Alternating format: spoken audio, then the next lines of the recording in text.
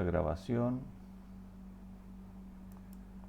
y vamos a arrancar ya de lleno la lectura.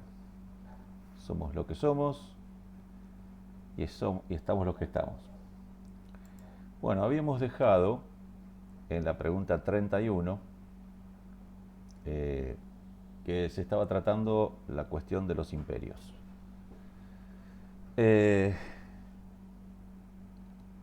En el mismo eje del desarrollo,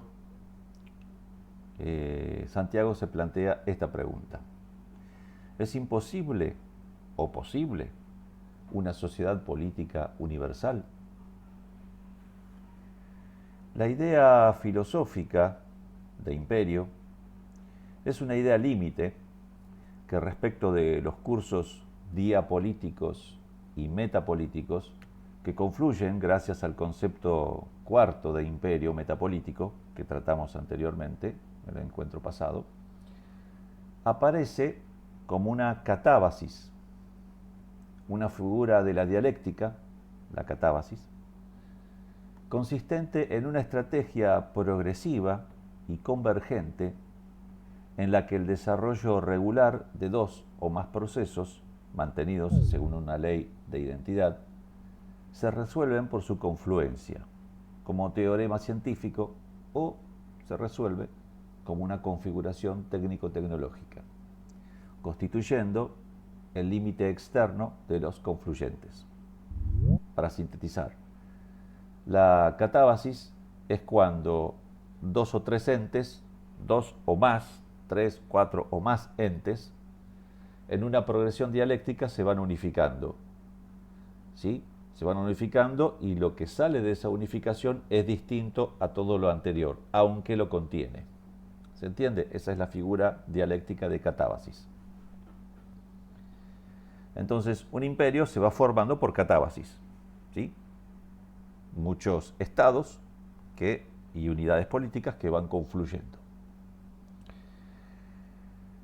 Es decir, como recalca acá, lo distinto confluye y se hace lo mismo, ¿sí?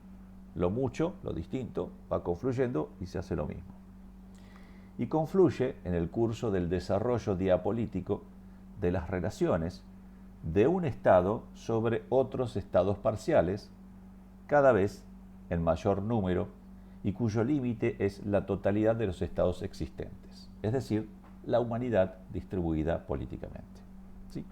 Lo que acabamos de decir, muchos estados van confluyendo, se van haciendo uno, pero de todo ese conglomerado siempre hay un estado que es el dominante.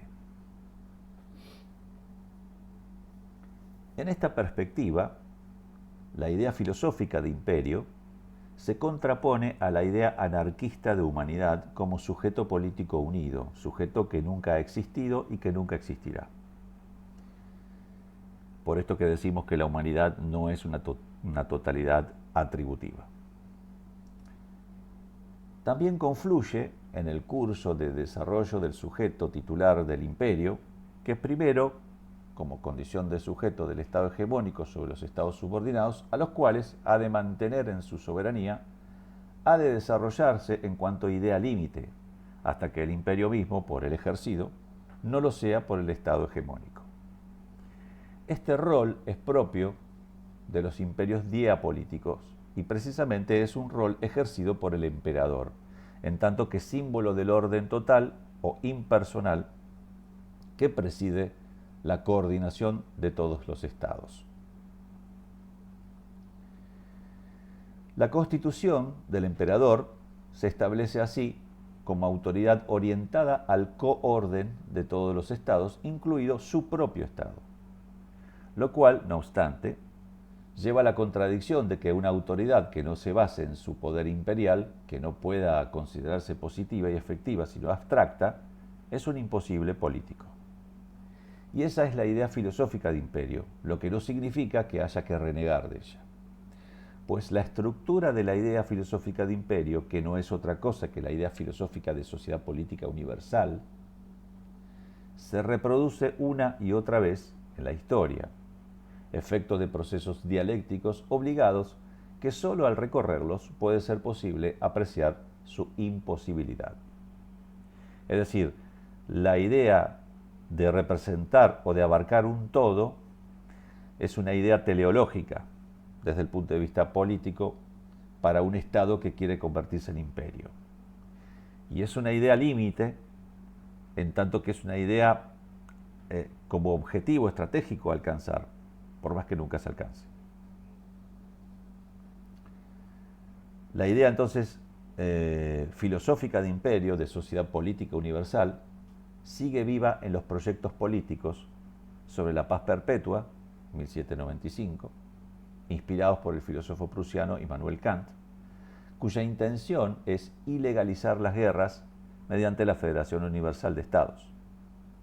Proyecto hoy muy vigente en la Unión Europea que pretende, mediante su existencia, evitar una nueva guerra en Europa, pero también en las Naciones Unidas, así como en las teorías democratistas que consideran que un planeta en que todas sus sociedades políticas fueran democráticas, liberales o democracias liberales, sería un mundo sin guerras.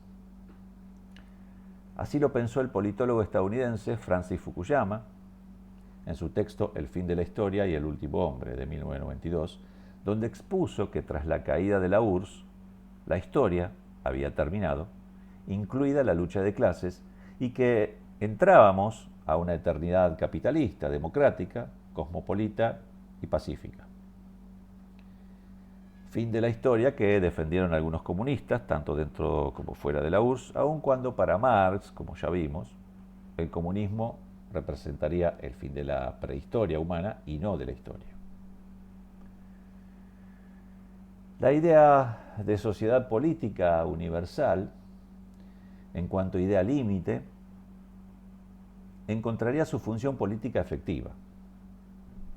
O sea, tiene una función política. Esto que hablamos recién anteriormente tiene esa función de pretensión teleológica, de pretensión estratégica.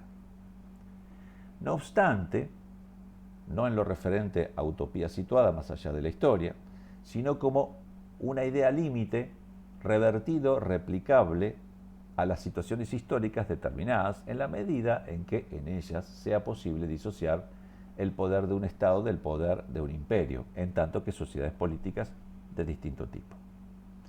En tanto que vinculada esta idea a la humanidad, la idea de sociedad política universal, que no hay que confundir, como veremos más adelante, con sociedad universal postestatal, no puede constituir solo en la naturaleza universal de una o varias normas, una condición necesaria pero no suficiente.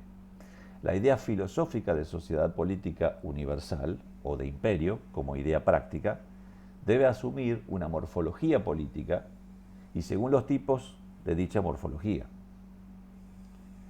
La idea filosófica de sociedad política universal es solidaria de los imperios generadores desde Alejandro Magno, caracterizada por una concepción del mismo como coorden de sociedades políticas previas, cuyo modelo primigenio son las ciudades. No en vano, el zoon politicón aristotélico es el animal que vive en ciudades, pues en ellas surge la vida política.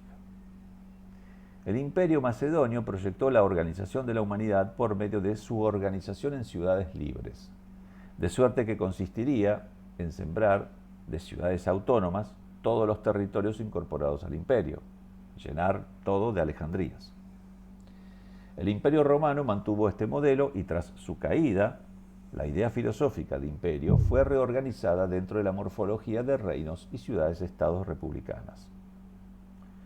Por ello, todo imperio ha de conservar en sus inicios el estatus tanto de las ciudades como de los reinos que incorpora, y eventualmente generar otras ciudades o reinos nuevos, por los que el emperador reconocerá las leyes propias de cada reino, sus fueros, así como las constituciones de las ciudades libres.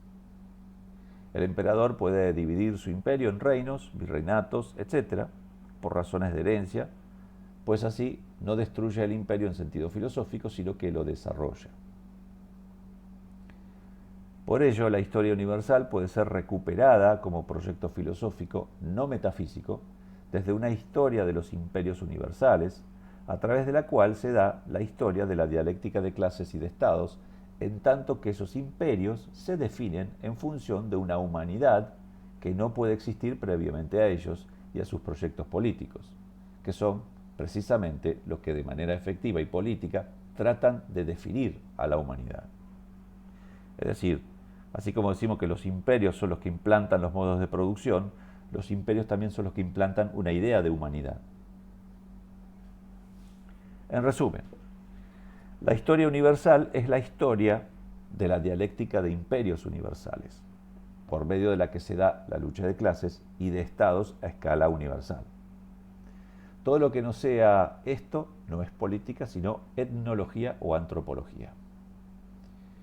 La historia universal puede convertirse en proyecto político positivo porque será la exposición no de la humanidad desde sus orígenes hasta ahora, pues no tiene historia, sino de los proyectos de determinadas sociedades políticas positivas para constituir la humanidad como tal, para realizar su historia y no su prehistoria, como diría Marx. La constitución histórica de la humanidad se realizará a partir de la acción política e histórica de imperios universales. Remarco estos renglones. La constitución, es decir, la generación histórica de la humanidad, de una idea de humanidad y de un tipo de humanidad, se realizará a partir de la acción política e histórica de imperios universales. Y puesto que los mismos son una parte del todo que quieren realizar, es decir, una parte de la humanidad, de ese todo, son siempre múltiples, pues los proyectos de historia universal, los imperios universales, carecen de unicidad entre sí. De hecho, se pueden enfrentar. De esta manera, la historia universal necesariamente tomará la forma de exposición del conflicto incesante entre los diversos imperios universales que se disputan la definición política efectiva de la humanidad, lo que equivale a su intento de control. Los imperios universales tratan de concebir a la humanidad como un todo, la cual solo puede ser configurada mediante algunas de sus partes. Los imperios universales son intentos de sociedad política universal o círculos de materialidad histórica. Dichos círculos de materialidad histórica se enfrentan a otras sociedades políticas o a otros círculos de materialidad histórica que suelen ser incompatibles con su proyecto ecuménico, porque o bien esas sociedades políticas se circunscriben a proyectos particulares, como ocurre con los imperios depredadores, o bien defienden otras concepciones de humanidad incompatibles entre sí, como ocurre con los imperios generadores. La humanidad no ha alcanzado conciencia política de sí misma, que desbordaría de existir a cada sociedad particular como resultado del enfrentamiento de unas sociedades políticas con otras en las que aparece dicha humanidad repartida. La historia universal a escala política, y sin negar el surgimiento de la vida política a partir de sociedades particulares, hará unos 5.000 años, comenzaría cuando sociedades políticas imperiales, tanto diapolíticas como metapolíticas, comiencen a ser reasumidas desde una idea dialéctica de sociedad política universal. Dicha reasunción permite incorporar a la historia universal épocas históricas que por su contenido y su materia no fuesen universales. La vocación universalista del cristianismo, expresada en el Evangelio según San Marcos 16:15, afirma: y les dijo, id por todo el mundo y proclamad la buena nueva a toda la creación. Es decir, que demuestra su racionalidad cuando el acceso a la predicación inicial de los apóstoles, momento imprescindible de la extensión del cristianismo, es continuada y ampliada con la llegada a América en 1492. La metodología dialéctica de la reasunción permite la construcción de una historia universal humana en tanto que filosofía de la historia, al considerar proyectos políticos que impliquen la demolición de la idea objetiva de humanidad y por haber conformado movimientos opuestos a dicha idea objetiva, como ocurre con los imperios depredadores o con proyectos particularistas separatistas. La dialéctica de clases y de estados será motor de la historia universal cuando ésta sea una dialéctica de imperios universales opuestos entre sí y a otras sociedades políticas particularistas. Por lo que habrá clases sociales organizadas en proyectos que traten de conformar a toda la humanidad, enfrentadas a proyectos universalistas opuestos, cristianismo frente al Islam, liberalismo frente al comunismo, etc. O a clases con proyectos particularistas, fascismos, nacionalsocialismo, colonialismo, separatismo, etc. Así, la dominación de una clase sobre otra se apoya en la dominación de una sociedad política sobre otra, y no solo en sentido político estricto. El significado histórico de esta dominación se desarrolla en el terreno en que se tejen los planes y programas normativos de las sociedades civilizadas, generadoras de guerras en sentido estricto, entre clases y entre estados, o ambas cosas a la vez, guerras civiles o internacionales, que permiten el desarrollo de instrumentos tecnocientíficos, militares y políticos para llevarlas a efecto. Pero la sociedad política universal, en tanto que imperio universal, es imposible. Reitero, la sociedad política universal, en tanto que imperio universal, es imposible, ya que implicaría la extinción anarquista del Estado. Este, para existir, implica siempre la pluralidad de estados separados por sus capas corticales. La contradicción dialéctica de la idea filosófica de imperio, en el sentido de imperio universal, reside en que no podría nunca rebasar un particular círculo de estados y no podría jamás extenderse a la totalidad de la humanidad, aunque sea defendida desde una acepción metapolítica de imperio. Es decir, la idea filosófica de imperio es imposible de concretar materialmente en la realidad. Fuera de las iglesias y las religiones, las instituciones metapolíticas que se proponen como representantes de un orden intemporal capaces de elevar a un imperio diapolítico a la condición de sociedad política universal son, por ejemplo, la Declaración de los Derechos del Hombre y del Ciudadano en 1789, desde la que Francia justifica su posterior imperio napoleónico, y que inspira, junto a la paz perpetua kantiana, la Declaración Universal de los Derechos Humanos de la ONU en 1948. Es decir, sacando la metapolítica religiosa, estamos hablando de una metapolítica no religiosa, que sería, por ejemplo, esta proposición de la Declaración del Hombre y del Ciudadano de la Revolución Francesa o la Declaración Universal de los Derechos Humanos de la ONU. También, desde el movimiento obrero decimonómico, primero, y desde la Unión Soviética después, las tres primeras internacionales, 1864, 1876, 1889, 1914 y 1919, 1943, hicieron lo mismo a partir de la idea de socialismo, ¿no? La idea de comunismo universal. Hoy día esa es la línea, esa línea metapolítica, ¿no?, de universalidad, esa es la línea que tratan de seguir las ONGs. No obstante, ninguna de esas instituciones puede de manera suficiente actuar mediante una razón imperial que le permita ordenar a toda la humanidad.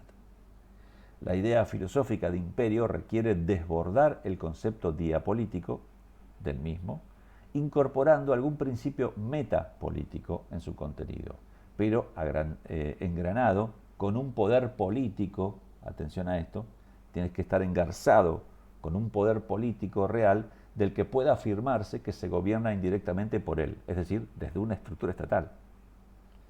Así ocurrió con la Iglesia Católica, en su engranaje o en su entretejimiento con el Imperio Romano o con el Imperio Español, o a la Comintern con la Unión Soviética, y a la idea de paz perpetua kantiana asociada a la democracia liberal de mercado pletórico capitalista libre con la Unión Europea como estamento político y con el Imperio estadounidense, en cuyo territorio, Estados Unidos, está la sede de la ONU, en Nueva York desde 1945. Quizás una de las sociedades políticas que más ha sufrido esta contradicción entre el imperio diapolítico y metapolítico en relación a la idea de sociedad política universal sea España, que fue antes imperio que nación, algo que hoy todavía repercute a la hora de organizar su unidad histórica y su identidad. No obstante, Fernández Leost, en su tesis doctoral entrevista a Bueno, quien afirma, a su juicio, el que sería el único momento en que podría ser viable una sociedad política universal que pudiese englobar a toda la humanidad. Volvemos a que la única manera en que la humanidad sería entendida o podría definirse como una totalidad atributiva, ¿no? Y dice, podría funcionar si viniese un grupo de marcianos, en serio, si viniera otra instancia exterior a la humanidad, organizada como tal, entonces sí podría ser. Ahora, de momento, yo no lo veo, dice Bueno. El Estado postestatal, el Estado unitario, yo creo que únicamente es posible si en mitad del milenio, o cuando sea, aparece un grupo de marcianos organizados. Y la bomba atómica como legitimación es una tesis que apunto en mi libro, dice Bueno. ¿Cómo se puede mantener en la ideología de la ONU, totalmente infantil a mi juicio, porque la ONU no es una entidad supraestatal, sino un pacto de intereses entre naciones a la que no le hacen caso los grandes? Entonces se pregunta cómo se puede mantener dentro de esa ideología infantil de la ONU, de esa humanidad universal, la bomba atómica. En la ONU no hay justificación alguna para que un Estado tenga la bomba atómica. Se pueden tener armas menores para efectos de tipo policíaco, pero la bomba atómica está encaminada a la destrucción de un país entero.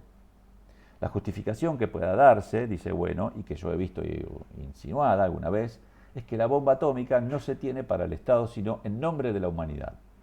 Los extraterrestres legitiman o legitimarían la bomba atómica, dice Bueno. Entre la humanidad, la bomba atómica y los extraterrestres hay un nexo posible que no se puede abandonar. Aquí, acto seguido, tenemos los Estados-nación con bombas atómicas actualmente, o que han tenido la bomba atómica, o que afirman que la tienen. Ahí tenemos Estados Unidos, Reino Unido, Francia, lo que es la parte de la OTAN, Israel, lo que es el ex bloque socialista soviético, Bielorrusia, Ucrania, de Ucrania lo dudo, Kazajistán, Pakistán, India, sí, ahí que tiene un enfrentamiento complicado, Sudáfrica, China, Corea del Norte y por supuesto la Federación Rusa. Bien, terminamos aquí y antes de empezar la 32 abrimos el paréntesis para las preguntas, comentarios, etcétera.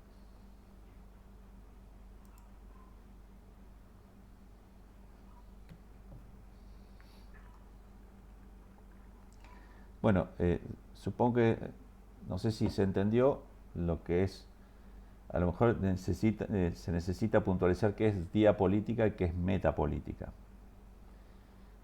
Cuando habla de diapolítica se refiere a dos unidades políticas equiparables, iguales, digamos, en un mismo nivel de categorización. Diapolítica. Metapolítica significa cuando un Estado está por encima de otro Estado, ¿sí? Es decir, tiene una preponderancia, puede ser una potencia económica, militar mayor que otra, ¿sí? Entonces está en otro nivel en el cual ya ejerce un poder y puede ejercer un poder de subordinación. Entonces, unidades diapolíticas son unidades iguales que están más o menos al mismo nivel. Unidades metapolíticas son esas unidades que están en niveles distintos. Una idea metapolítica se refiere a una idea como una idea a alcanzar, una idea teleológica, como esta idea teleológica de universalismo, ¿no? Que puede ser religiosa o no.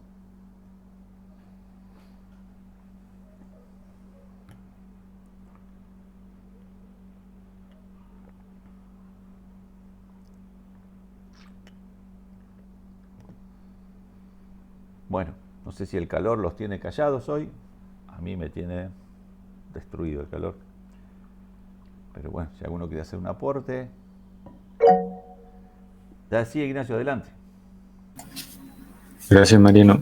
Entonces, lo que entendí de que no se puede tener un Una sociedad política universal que englobe a todo el mundo es por esta misma noción de Estado, que, que Estado surge cuando una entidad preestatal o prepolítica se encuentra con otra similar y que ello permite tener un ejército permanente y un cuerpo diplomático.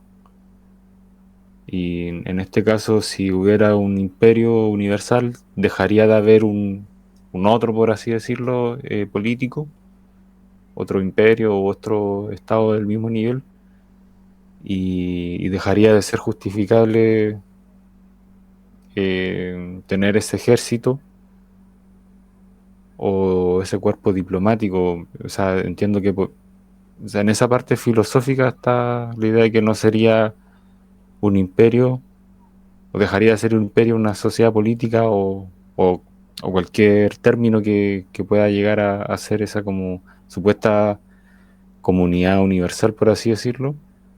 Pero también entiendo que Santiago la plantea como de que la misma realidad dialéctica, como los conflictos que se puedan generar, no permitirían nunca una sociedad o una comunidad universal unificada del planeta, a no ser que hubiera un otro, como ahí comentaba, que serían, no sé, unos supuestos extraterrestres al cual enfrentarse o compararse, no sé, por ponerlo en palabras. Sí, yo, eh, a ver, intentaría graficarlo así. Todo ente, toda entidad tiene su adentro y su afuera. Eh, entonces, toda unidad política, partiendo desde las unidades más pequeñas, vamos a suponer municipios, provincias, estados, ¿sí? Eh, tienen sus contradicciones internas, pero a la vez, bueno, tienen las distintas capas y ramas del Estado, que son las capas y ramas políticas, ¿no?, del poder político. Eh, y ya las nombramos, pero bueno, las vamos a ver con más detenimiento más adelante. Estamos hablando de la basal, la conjuntiva y la cortical. Ustedes háganse como si fuera una célula, ¿no?, que tiene sus organelas internas y tiene una capa externa que la separa de la afuera. ¿Sí? Ahora, ¿qué pasa? Las unidades imperiales se van generando cuando distintas unidades políticas se van uniendo. ¿Sí? O hay una unidad política que tiene mayor potencia que las otras y las va de alguna manera absorbiendo o incorporando. Eh, por eso la figura dialéctica de catábasis, ¿no? Esto que decíamos, los muchos se van unificando y se va conformando algo que es distinto a lo que venía, lo que había separado. Pero ya eso que es un tercer evento, producto de la unificación del otro, ya es distinto al otro, aunque lo contiene. ¿Ok? Ahora, eso mismo que se generó también tiene una afuera.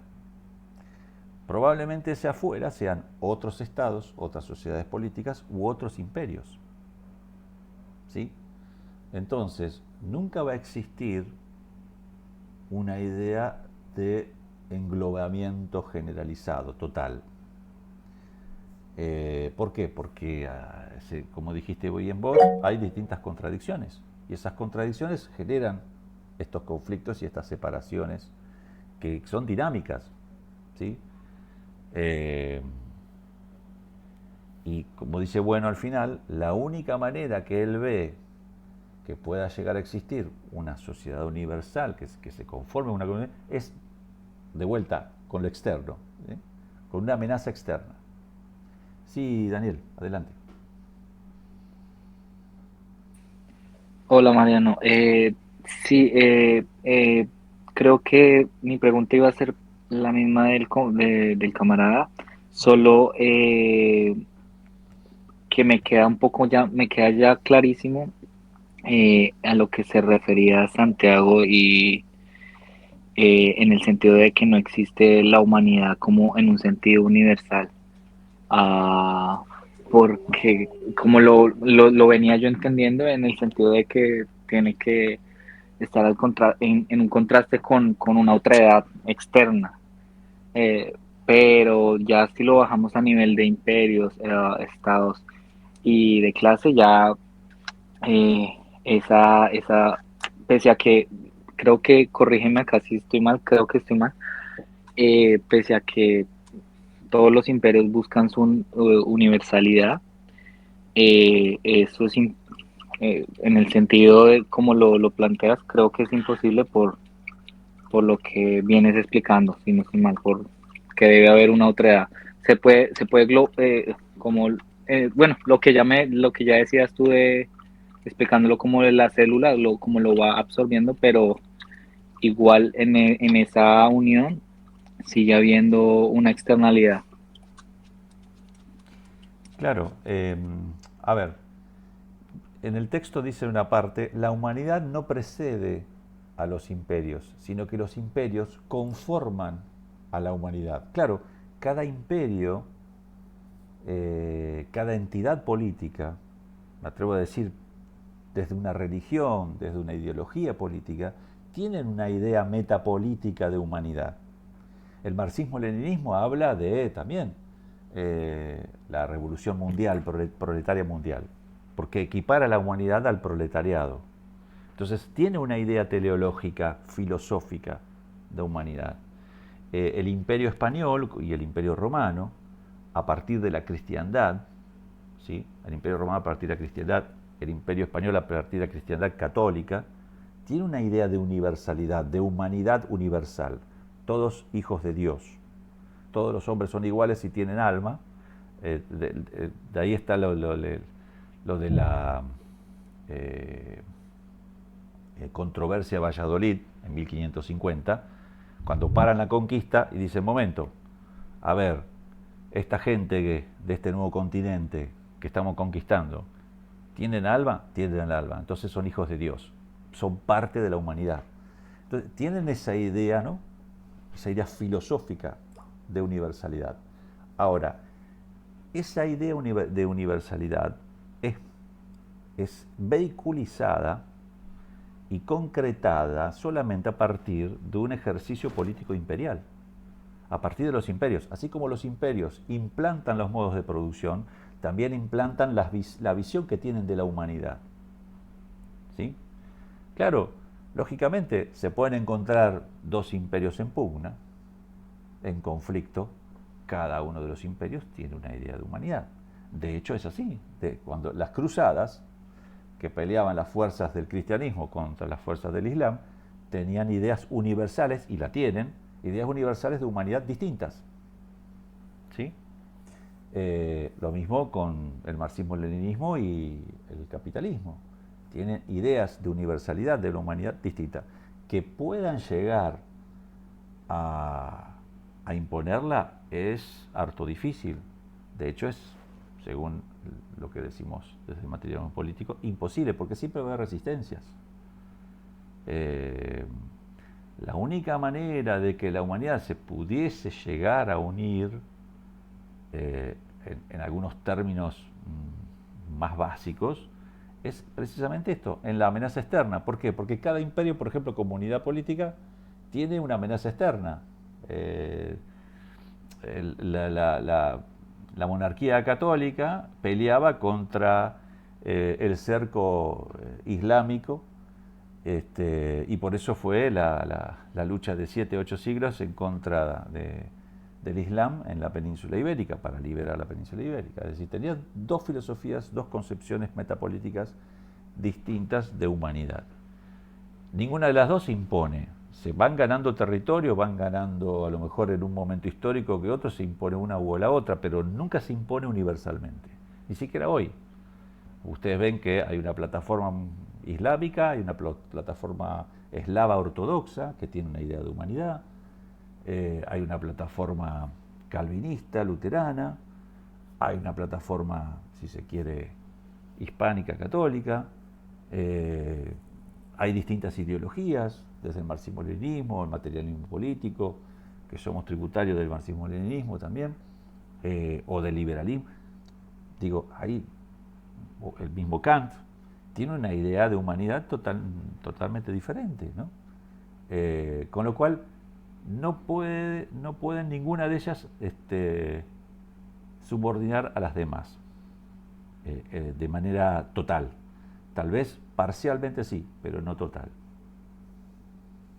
Y esta otra cosa que también me falta decir, todo imperio necesita de esa idea metapolítica o de esa filosofía política de humanidad. Todo, o sea, concebir una humanidad para sí.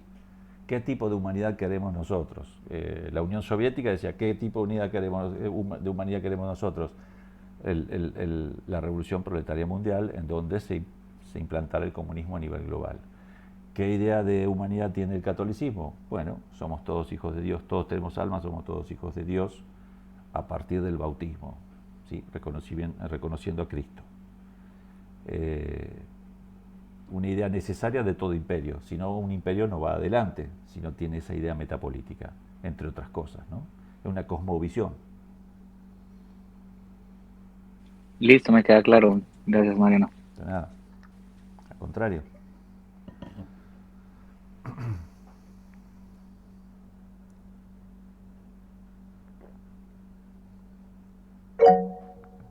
Adelante, Olman. Hola, buenas tardes. No, y tengamos en cuenta que hay otra cosa que tenemos que tener en cuenta con los imperios, y es de que recordemos que no solo la idea de la humanidad se antepone, sino qué modelo económico también traen, porque, por ejemplo, el imperio del capitalismo, como ve al ser humano, lo ve como un número, como una mercancía, ¿verdad? Entonces, la idea religiosa del modo de producción capitalista, es cierto, el capitalismo lo ven como una ideología, pero en realidad no lo es. Hay que saber que la ideología del modo de producción capitalista es el liberalismo. Entonces, ¿cuál es la idea religiosa del mismo liberalismo? El individuo políticamente soberano, ¿verdad? Entonces, eso lo podemos ver en el protestantismo, ¿verdad? Con la intervención de la idea de Calvino, ¿verdad? De la teología de la prosperidad, ¿verdad? Y el ser humano como una persona pura, que no ha pecado, que es la idea que interpone el luteranismo, etcétera. Entonces, hay que tener en cuenta que tanto la visión metafísica religiosa como en concreto y materialmente la visión del modelo económico que trae cada imperio van de la mano, o sea, la codetermina una de la otra.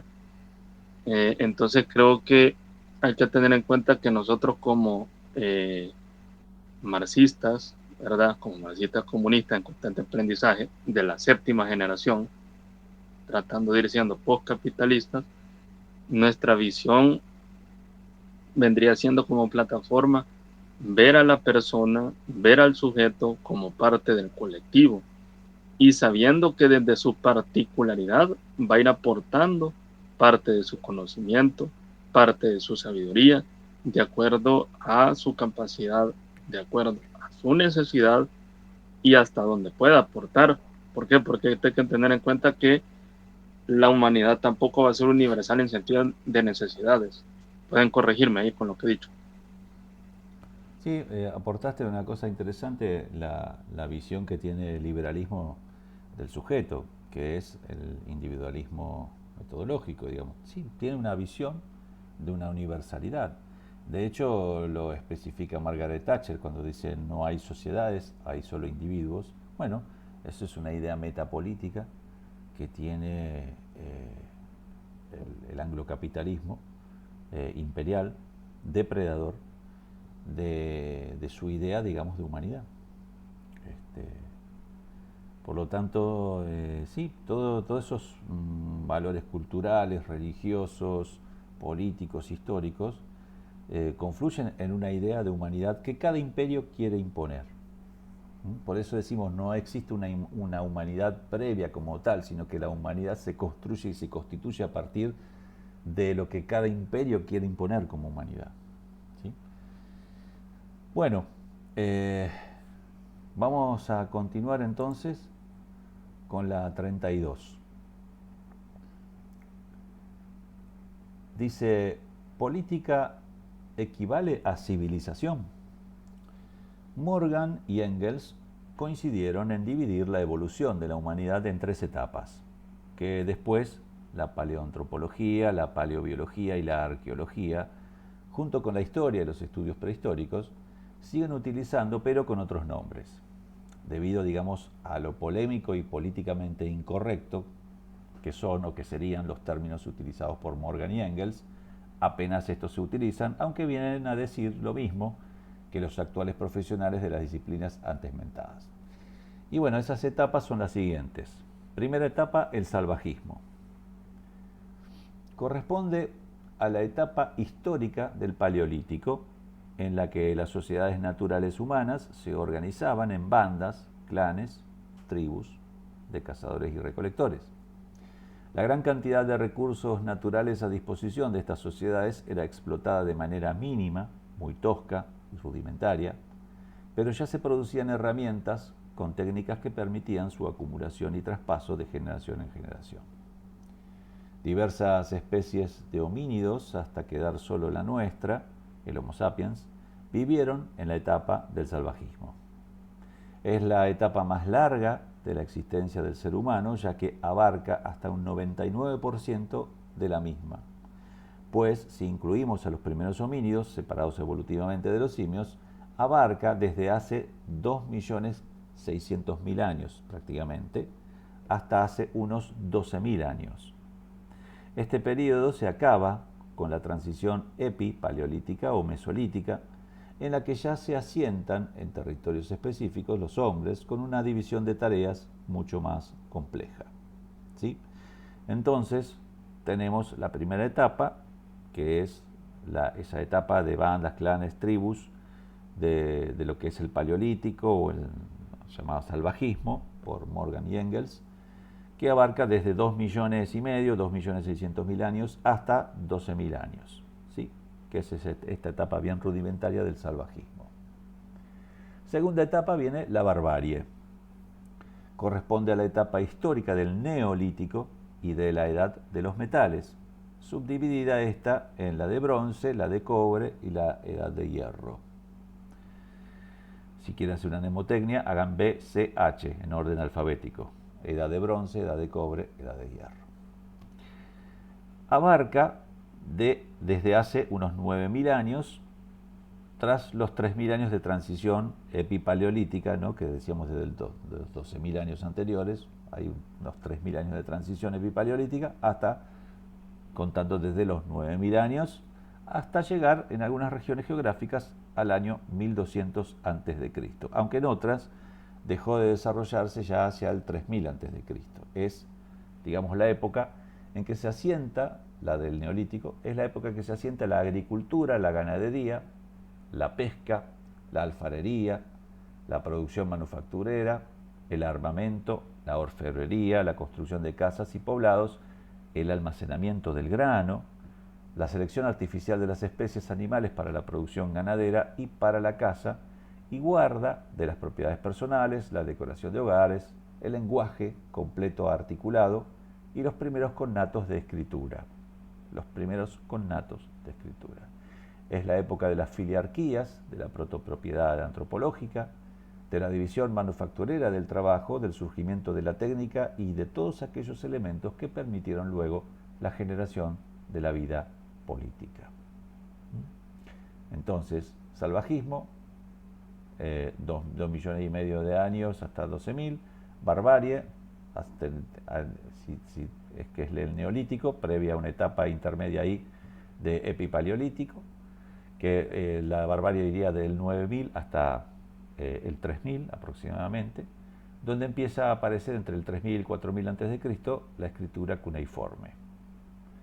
Tercera etapa es la civilización. Corresponde al momento de la historia donde se produce el surgimiento del núcleo de la sociedad política, de su cuerpo y de su curso. Con las sociedades preestatales, con los estados y las clases sociales, la escritura, las leyes, porque sin escritura no puede haber ley, la propiedad privada de los medios de producción, de riqueza social. Ven cómo todo eso se encadena en realidad, ¿no? Las clases sociales, o sea, todo a partir de la escritura y de la conformación de estados. Ahí ya vienen las clases sociales, las leyes, que pueden tipificar el tipo de propiedad privada de los medios de producción, de la riqueza social. Bueno, es la edad también de los imperios universales, la guerra, las ciencias, la tecnología y con el comienzo de las sociedades postestatales.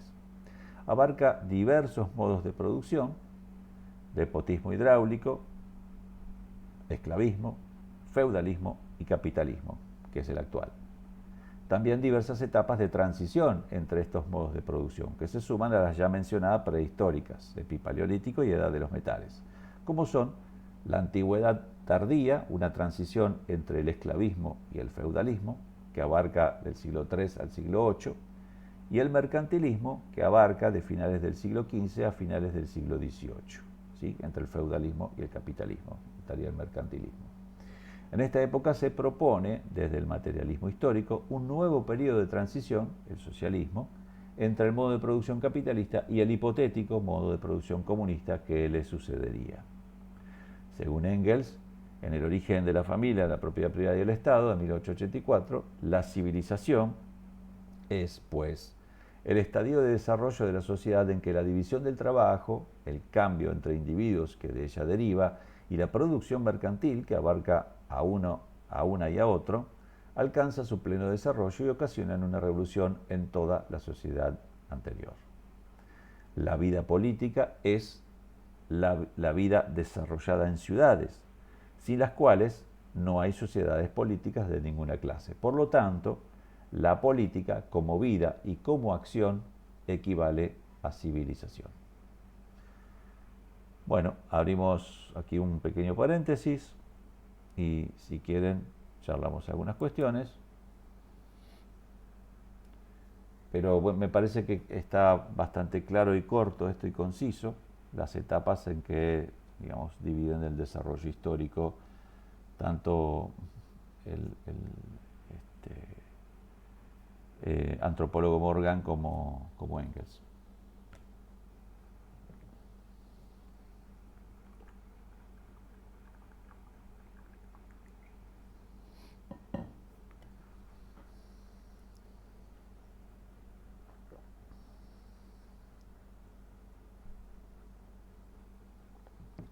Bueno, entonces si quieren pasamos directamente a la próxima, porque creo que este ha sido bastante descriptivo y bastante claro. Si alguno quiere acotar y si no seguimos leyendo lo que quieran, ¿eh? Bueno. Yo propongo que sigamos. Perfecto. Vamos allá. Sí, igual, también. Buenísimo. Bueno, pregunta 33. ¿Todos los imperios son imperialistas? Como ya dijimos, cuando Lenin escribió, o Lenin mejor dicho, se dice Lenin, escribió El imperialismo, fase superior del capitalismo en 1916, describió de manera clara lo que era el colonialismo capitalista, consecuencia y continuación de los procesos de acumulación originaria de finales del siglo XV en Europa Occidental. Lenin analizó estos procesos que tienen su punto culminante entre 1870 y 1914 y dada la Primera Guerra Mundial, 1914-1918, su conclusión lógica fue que se trataba del imperialismo al entender que era la fase suprema del desarrollo capitalista. Esta fase imperialista y colonialista se caracterizó, según Lenin, por los siguientes 5 rasgos. Primero, la concentración de la producción y del capital ha alcanzado un punto tan elevado de desarrollo que ha generado monopolios decisivos en la vida económica. Es decir, el capitalismo se va volviendo oligopólico y monopólico. 2. Se han fusionado el capital bancario con el industrial.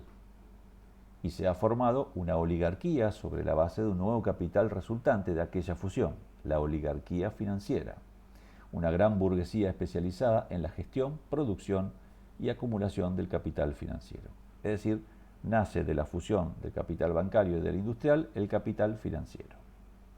Y la clase que lo administra es la oligarquía financiera. Tercero, dicha gran burguesía financiera empieza a exportar capital en forma dineraria monetaria, incluso todavía hoy con el dinero fiduciario. La importancia excepcional de la exportación de este tipo de capital es pareja a la de las mercancías, en tanto que el dinero sigue siendo una mercancía con su propio precio, la tasa de interés. Es decir, a las características anteriores se incorpora también la exportación de capitales. Cuarto, se han formado asociaciones de capitalistas monopolistas transnacionales que se reparten el mundo, en ocasiones de manera belicosa entre ellos. ¿Sí? Bueno, el reparto de los mercados que se hace el gran capital. Quinto, el reparto territorial del mundo se ha completado entre las grandes potencias imperialistas en el sentido de que ya no queda tierra emergida por incorporar a una soberanía estatal. Lo que no quiere decir que la dialéctica de estados y de imperios haya concluido y que la lucha por el control de territorios emergidos o no haya finalizado para siempre. Es decir, este quinto punto es, se repartieron territorialmente el mundo, perfecto, pero eso no es estático. Puede seguir habiendo conflictos interestatales e interimperiales que modifiquen el reparto. De hecho, hoy lo vemos perfectamente, ¿no? Fíjense en Medio Oriente todo lo que está pasando, ¿no? Y cómo las fronteras son dinámicas ahí y los estados emergen o caen. Bien, estas son las características que permiten diferenciar la etapa imperialista y colonialista en los inicios de hegemonía del modo de producción capitalista. Lo que no implica pensar, anacrónicamente, que este tipo de imperialismo se dio en etapas precapitalistas, aunque hubiese antes de finales del siglo XVIII imperios depredadores como el portugués o mucho antes el persa, entre otros. Es decir, no podemos meterle el mote de imperialista al imperio portugués o al imperio persa, ¿sí? Porque imperialismo es una terminología acuñada por Lenin para el desarrollo capitalista en esa etapa, ¿sí? Podemos hablar de imperios depredadores, pero no de imperialismo portugués o imperialismo persa. Es un anacronismo. El imperialismo colonialista, siempre depredador, es una forma de sociedad política en la que las sociedades organizadas por este tipo de imperialismo acaban integradas en el desarrollo capitalista de manera parcial por la metrópoli, mediante una administración indirecta de los territorios y las poblaciones conquistadas, por lo que estos quedan igual o peor que antes de la conquista. No se reproducen en absoluto o muy parcialmente las instituciones capitalistas de la metrópoli en las colonias, y la población conquistada no está en igualdad de condiciones jurídicas respecto de los metropolitanos y de los colonos, y son mera fuerza de trabajo barata a explotar o incluso a exterminar antes, durante o después de una explotación económica, como ocurrió en el Congo belga durante el reinado de Leopoldo II. La población colonizada vive en una situación irreversible por la que es imposible volver a modos de producción y de vida anteriores. No hay mezcla entre colonos y colonizados, y estos son súbditos de segunda respecto a los súbditos metropolitanos del poder colonial. La cultura metropolitana apenas impregna o no impregna en absoluto a las colonias y solo se mantienen aquellos elementos culturales de las colonias que permiten una más eficiente hegemonía de la metrópoli en la sociedad imperial que administra.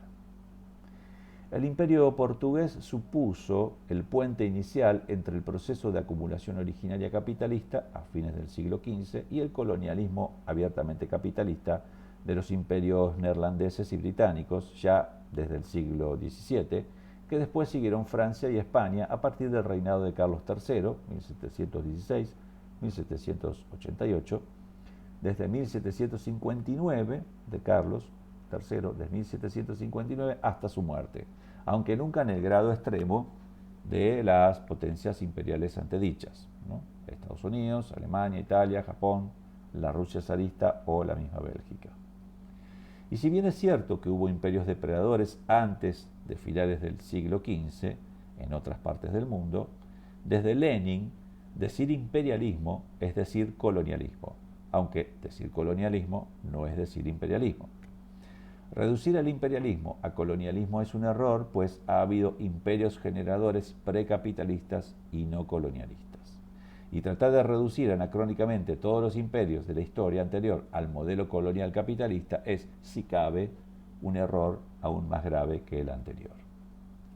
La diferencia entre un imperio depredador colonial y capitalista, que antes hemos definido, y un imperio generador no capitalista o precapitalista e incluso contracapitalista o postcapitalista como la URSS, es que en el imperio generador el imperialismo no es imperialista en el sentido de Lenin o en el sentido que dio Lenin a la palabra. García Sierra lo resume de esta manera. La diferencia podía simbolizarse en la diferencia que existió entre Liverpool y Sevilla como centros de referencia de las relaciones entre los imperios respectivos y sus metrópolis. Liverpool era el lugar, Inglaterra, de donde partían los barcos que emprendían la ruta triangular, que mediante transacciones con las tribus africanas, los esclavos negros fueron en general proporcionados por sus propios jefes negros, ¿sí? Entonces, estos navíos iban hacia el África, recogían la carga a los negros esclavos y la transportaban a América, trayendo a su vez los barcos cargados de materias primas o semielaboradas desde América con destino a la industria capitalista, ¿sí?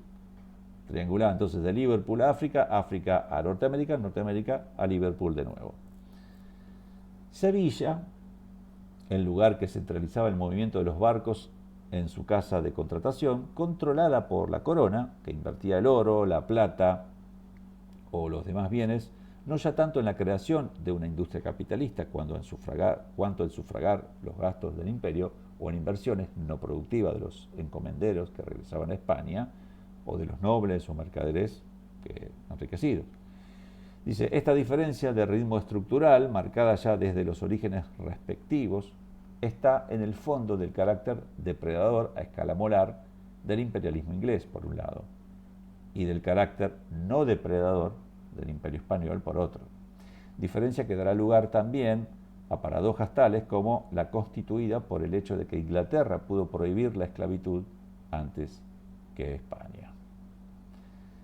Bien, terminamos la lectura por hoy. Vamos a dejar aquí en la 34. Ya que faltaría...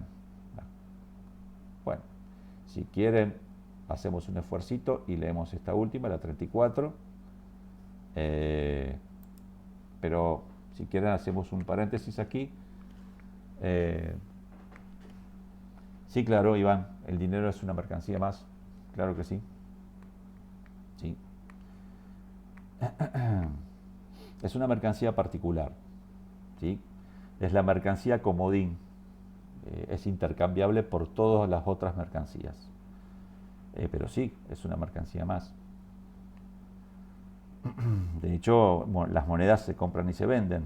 Por ejemplo, cuando uno va a otro país y cambia una moneda, está vendiendo una moneda hacia el otro país y ese otro país te la está comprando a un precio y te vende su moneda a otro precio, que diríamos una equivalencia. Nunca es una equivalencia. Si ustedes van a una casa de cambio, van a ver que hay un precio de compra y un precio de venta, y hay una diferencial.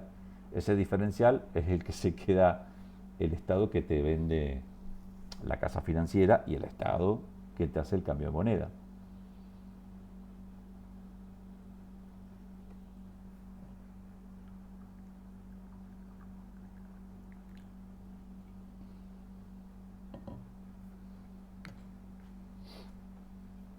Bueno, ¿qué les pareció? ¿Se entendió bien la definición de imperialismo de Lenin? Eso es importante. Y entender también acá repasa un poco lo que es imperio generador e imperio depredador. Así que, sí, Ignacio, adelante. Perdón, ¿quién estaba? No sé si Brian o Ignacio. Eh, no sé quién levantó primero la mano. Si le parece a Brian, puede empezar él. Dale. Brian, adelante.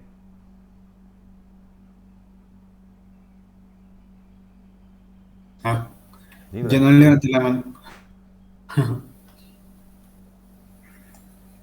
Entonces habrá sido como un pulgar arriba nomás. La duda que tengo es si la definición de Lenin se extiende en el tiempo hasta la actualidad o solamente fue hasta antes de la Segunda Guerra Mundial. Mira, yo creo que sí, la definición de Lenin sirve para definir al imperialismo, al imperio depredador en el modo de producción capitalista. Y creo que sobre todo es eh, desde finales del siglo XIX hasta la Segunda Guerra Mundial se aplica perfectamente.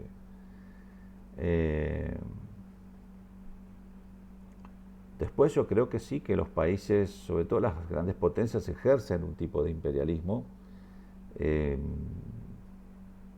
pero ahora van en conglomerados y en asociaciones. Por ejemplo, lo que puede ser Estados Unidos, que lo ejerce de manera unilateral, pero muchas veces también lo ejerce en asociación o en alianza con otras potencias o con otros países que le siguen. Tanto para plantear la guerra como para plantear sanciones comerciales, como para plantear exportación de capitales.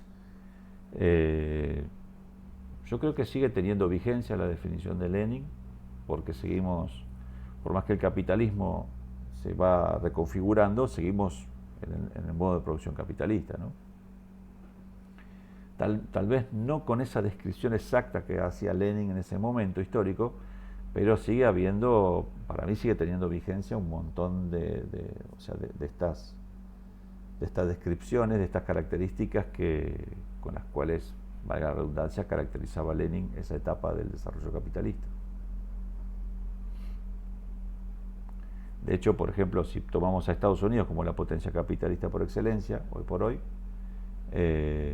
tiene oligopolios, tiene monopolios, tiene transnacionales que oligopolizan, digamos, la actividad económica, hace exportación de capitales, como así también importación de capitales, ¿sí? Porque no es solamente existe la exportación, sino que existe la importación, es un ida y vuelta. Por ejemplo, necesitan cash, necesitan de hacerse de dinero, suben la tasa de interés, la Fed, y es una aspiradora de dólares, por ejemplo, ¿no? Después se generan emisiones, inundan al mundo con dinero y hacen exportación de capitales, le transfieren el peso inflacionario que implicaría, según la teoría monetarista, la emisión de dinero y se lo aplican a todo el mundo. El reparto del mundo, están permanentemente disputando territorialmente y recursos. Yo creo que sigue teniendo vigencia. Ya digo, tal vez no de manera estricta como lo describió en ese momento histórico, pero sigue teniendo esas características, ¿no? Que habría que tal vez reelaborarlas, pero en líneas generales me parece que mantiene vigencia. Entonces el concepto sería el de imperio depredador, para entenderlo. Sí, yo creo que hoy por hoy el imperio depredador capitalista actual es lo que describe a grandes líneas Lenin en su imperialismo, fase superior del capitalismo. Lógicamente ha ido evolucionando, ¿no? A mí me parece más correcto la denominación más genérica de imperio depredador, ¿no?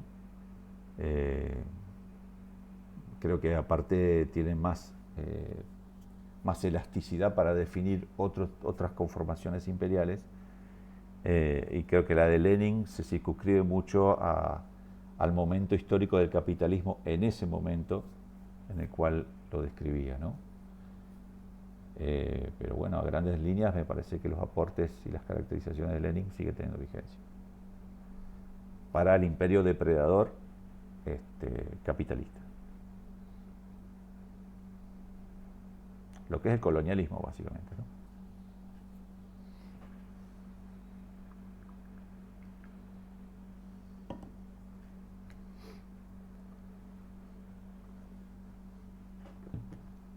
Bueno, si quieren, hacemos el esfuerzo y leemos estas 3 páginas que quedan y terminamos la unidad. ¿Les parece? Sí, claro. Vamos adelante entonces. 34. Última pregunta de la unidad. ¿Nos encontramos ya en el curso hacia sociedades políticas postestatales? Las sociedades políticas postestatales no pueden agotarse en una sociedad política universal límite, solo posible, por su limitación a toda la humanidad, en caso de encuentro con una cultura extraterrestre organizada que nos unifique bajo su imperio o que obligue a unificarnos para evitar y contrarrestar el mismo, ¿no? Esto que ya habíamos charlado. No obstante, las sociedades postestatales actuales, prácticamente imperios, hacen referencia a la fase terciaria postestatal del curso de las sociedades políticas. La idea de una fase postestatal de la sociedad política presupone que la actual fase estatal, que no sabemos si está ya terminada, entendida como el orden de estados esféricos, no alcanza un equilibrio definido. Esta fase postestatal tiene 2 acepciones. Primero, determinación de una sociedad total globalmente considerada posterior en su estructura y en su cronología a las sociedades políticas estatales. En este caso, el de una idea de sociedad estatal en sentido absoluto. La sociedad política postestatal es incompatible con los estados, pues estos tendrían que ser destruidos. Segunda acepción, determinación de formas sociales parciales posteriores a los estados, pero sin desestructuración total de ellos, lo que implica incluso su reforzamiento. Aquí la idea de sociedad estatal tiene, sí, un sentido correlativo. Bandera de la ONU, bueno, ejemplo de intento correlativo de sociedad postestatal, ¿no? Estábamos hablando de una determinación de una sociedad globalmente considerada como posterior por su estructura y su cronología, o otra que son parcialmente posteriores, ¿sí? En el primer intento se abrazan modelos muy diversos e incompatibles entre sí, pero que comparten un horizonte anarquista de futura abolición o superación de la fase estatal, ¿sí? Esta cosa del comunismo anarquista, ¿no? Esta abolición total del Estado una vez que se llega a la etapa comunista, que algunos abrazaban, ¿no? Sería que dicha superación se podría lograr mediante la federación de entidades subestatales, regiones, naciones, ya sean naciones étnicas, empresas privadas, capitalistas, sindicatos, etc., o mediante la federación o confederación de estados hasta llegar al Estado universal. Este anarquismo final es compartido por el anarcosindicalismo tradicional de izquierdas, el anarcocapitalismo, el anarquismo cristiano, hebreo, musulmano, budista y por las corrientes marxistas-leninistas influidas por el Diamant soviético, así como el trotskismo. La confederación o federación de todos los estados de la Tierra, por su parte, es la opción kantiana de la paz perpetua. El Estado no existiría, pero la vida política en ambas opciones, dentro de este caso, obviamente seguiría existiendo. El segundo caso, los estados siguen existiendo, pero habiendo desarrollado formaciones que los envuelven y desbordan, aún sin aparatos coactivos autónomos, pero con organizaciones que pueden ejercer funciones de control coactivo mediante el uso de aparato estatal en tanto que palancas del poder de dichas formaciones transestatales. En el caso de los tribunales internacionales de justicia, como el de La Haya, fundado en el 45, las asociaciones internacionales de capitalistas, como el Fondo Monetario Internacional, el Banco Mundial, la Organización para la Cooperación y Desarrollo Económico, la OCDE, Organización Mundial de Aduanas, Organización Mundial de Comercio, partidos políticos de carácter internacional, como la Internacional Socialista, Socialdemócrata, surgida en 1951, la Internacional Liberal, surgida en 1947, la Internacional Demócrata de Centro, Demócrata Cristiana, surgida en el 61, la Alianza Popular Revolucionaria Americana, el APRA, surgida en Perú en 1924, etc. El hermanamiento de ciudades a escala internacional, la Organización Internacional de la Policía Criminal, la Interpol, fundada en el 23, etc. El ejemplo más notorio de este segundo caso, correlativo de fase postestatal, que no elimina a los estados, sino que los refuerza, es la ONU.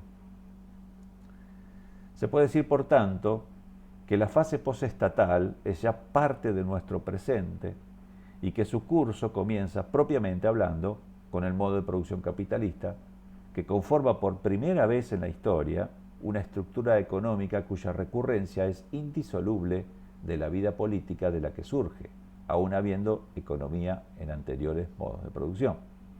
La conquista de América, la circunnavegación del globo terráqueo, el colonialismo, las dos guerras mundiales, la Guerra Fría y la actual globalización han conformado no una sociedad política universal, sino una sociedad planetaria que solo puede subsistir como tal a partir de una economía industrial que requiere de los servicios de las ciencias y de la tecnología, que tiene que desarrollarse sin freno para ser recurrente a los estados. No obstante, como veremos después, los inicios de esta fase terciaria postestatal no han sido ni podían ser armónicos. Hemos culminado y vamos a pasar después, en el próximo ya, a la unidad 5. Bien. Entonces, conclusión. Ya estamos en la etapa postestatal, digamos, ¿no? A partir de todas estas ideas de universalidad, en la cual encontramos estos dos tipos, ¿no?, de caracterizaciones, como veíamos más arriba. Una determinación que iba hacia la anarquía, digamos, hacia la abolición de los estados, y la segunda, que es la que estamos transitando, que sin la abolición de los estados, sino que al contrario, un cierto reforzamiento de los mismos, vamos a ciertas formas de gobernanza, por decirlo de alguna manera, en la cual la confederación o alianzas de esos estados irían hacia una especie de gobernanza mundial que se podría corporizar, digamos, en lo que es hoy por hoy la ONU, aunque sabemos que realmente cortan el bacalao, como para decirlo de manera de la manera más coloquial, son los que están en el ¿cómo es?, en el comité de seguridad de la ONU, que son las potencias nucleares, ¿no?, básicamente las vencedoras de la Segunda Guerra Mundial. Así que, bueno, hemos terminado aquí la lectura, sobre todo lo que atañe a la cuestión de imperio. Si alguien quiere hacer comentarios, preguntas.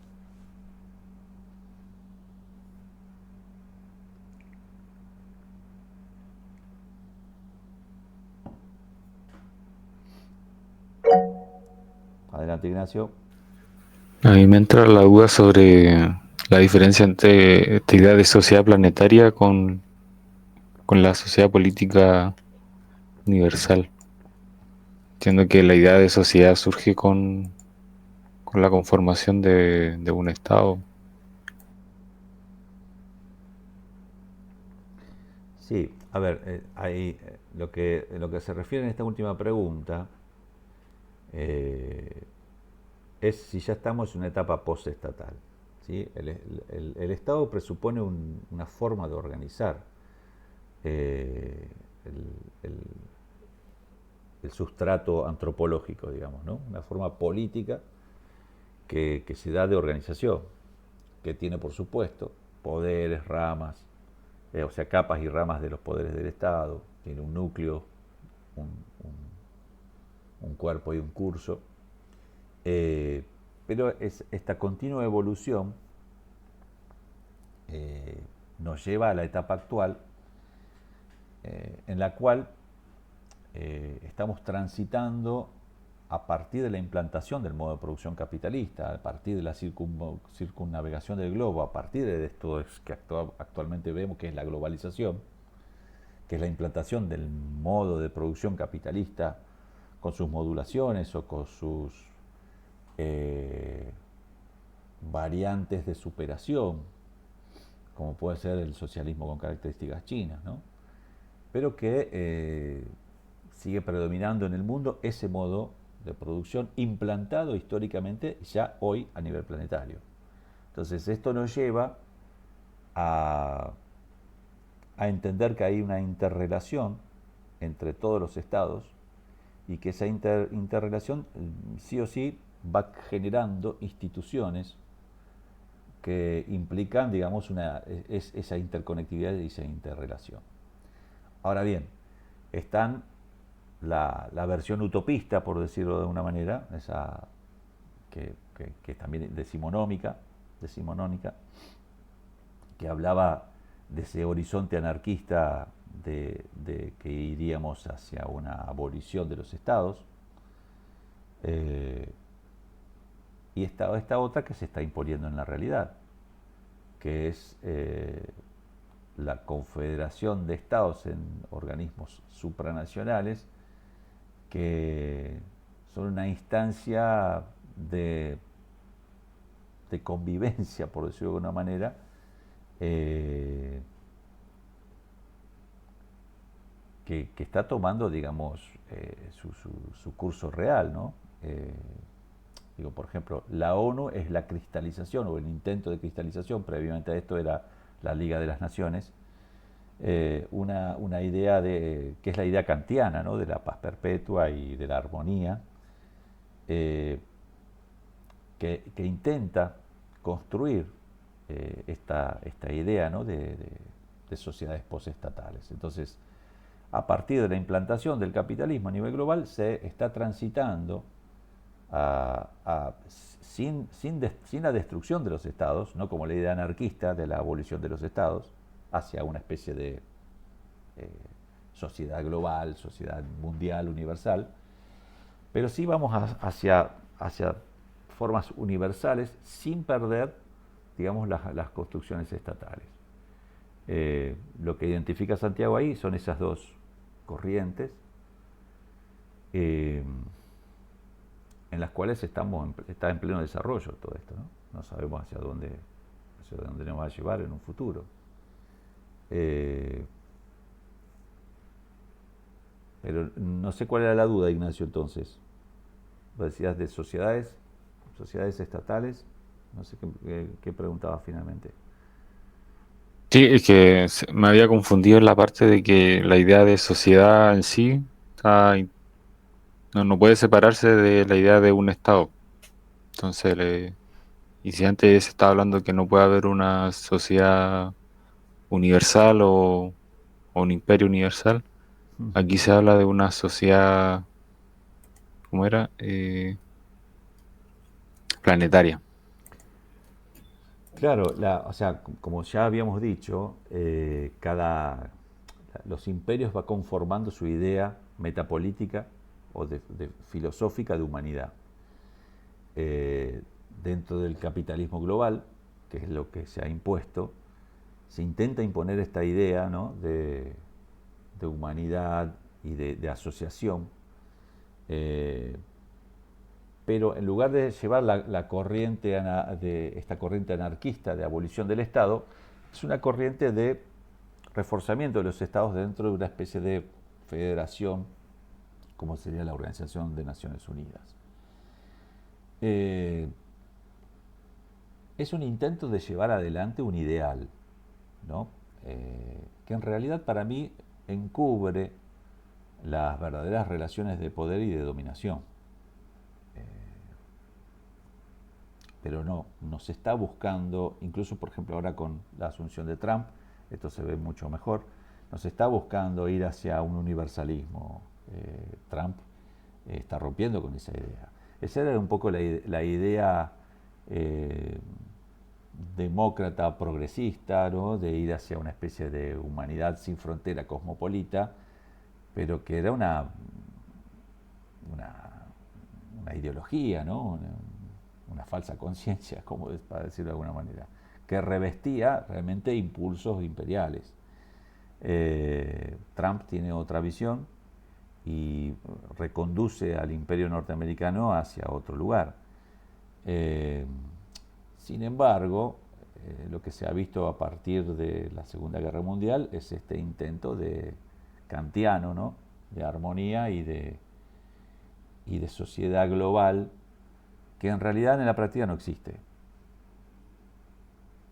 No se van a abolir los estados, por lo menos de momento, no hay visos que eso sea así, más allá de que haya estados que se disuelvan y emerjan de otra manera, pero los estados siguen siendo las organizaciones políticas por excelencia. Claro, entonces la idea de esta sociedad planetaria sería como una universalización de la visión que tiene Estados Unidos como imperio. Sí. Y que puede cambiar o dividirse con, por ejemplo, la idea de ¿cómo era? La comunidad con un futuro compartido de los chinos. Exactamente, los chinos, diste en el clavo, mirá, lo incorporás. Los chinos también tienen una idea de humanidad, fíjate vos, que está de la visión de un destino compartido por la humanidad, ¿no? Que es otro tipo de visión. Está en disputa, y principalmente Estados Unidos se está visualizando que su verdadero enemigo en términos de productividad, en términos de la idea ontológica de producción, que yo creo que es elemental para entender todos los procesos históricos, la idea nuclear de producción, porque sin producción no hay vida, es producción y reproducción de la vida. Creo que el principal enemigo hoy por hoy a batir de Estados Unidos es China.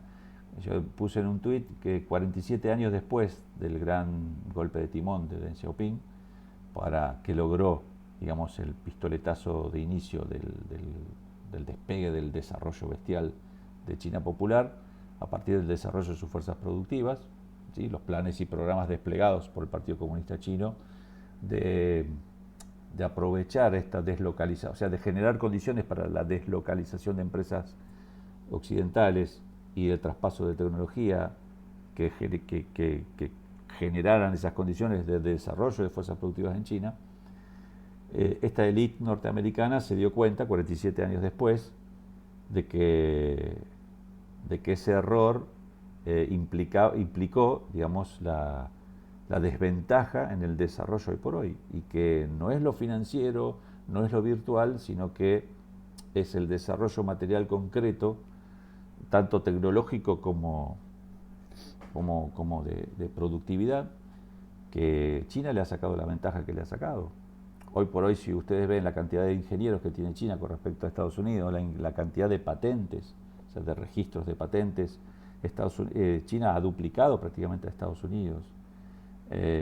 Con lo cual, la élite norteamericana se da cuenta de que está perdiendo la partida, y esto creo que es lo que es la expresión política que representa Trump.